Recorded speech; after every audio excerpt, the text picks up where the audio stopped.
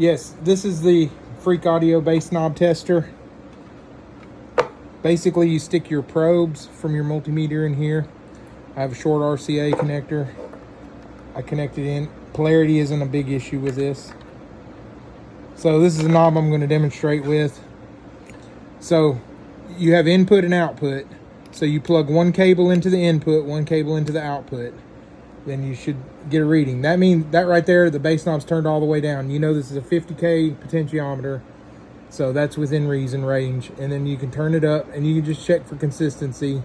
You know, lightly turning it up, making sure it don't do some crazy like jump in resistance, either down or up, whatever. So anyway, so that was auto ranging, so it was changing ranges. So anyway, all the way down, that's it wide open. But all bass knobs are not created equal. So let's say you have an old bass knob and you have a new one, and you plug in the new one and it doesn't seem like it's hitting as hard.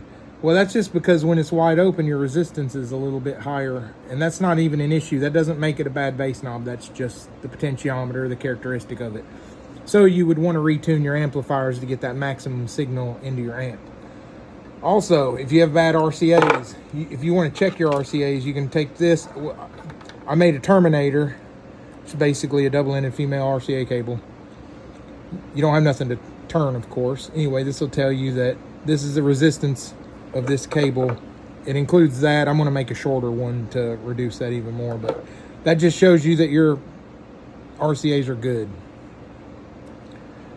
Anyway, there's all kinds of things you can do. You can test RCAs to make sure that, you know, let's say you got one brand here and another brand there, and you're kind of curious, and if you can get some, you can plug this in and see which ones have the lowest resistance. And when they have the lowest resistance, you're going to get a better signal to your amplifier.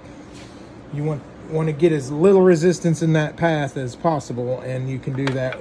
You can check all that with this. This is basically a way for you to use your multimeter to do so.